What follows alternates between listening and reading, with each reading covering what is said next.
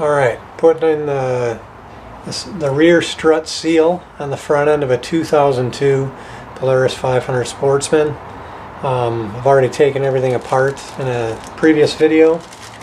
I'm going to kind of combine this one with a few other things that I've learned along the way here, taking this apart, mistakes, things to make it easier, etc.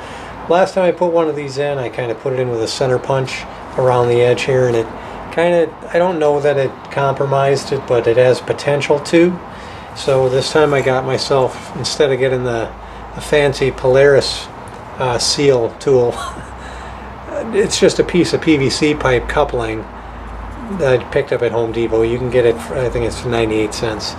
And it's just a little bit smaller in diameter, which is good. That's what you want. You know, just a hair around there if you center it just right. We're going to put this in real quick. Everything's all cleaned up and ready to receive the new part.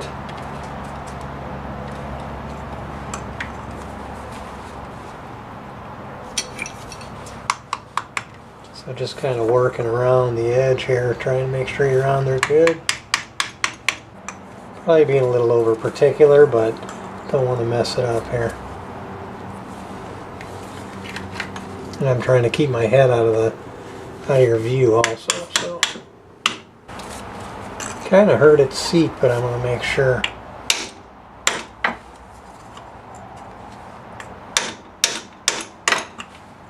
There we go. Now it's in there. Just make sure it's nice and even all around.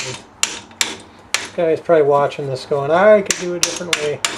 And I'm sure there's lots of ways to do it, and this is the first time I ever tried it with this particular tool. So it seems to be working okay. It's a little awkward, plus I'm trying to keep out of the way of your view there. It looks pretty good. I think it'll about in.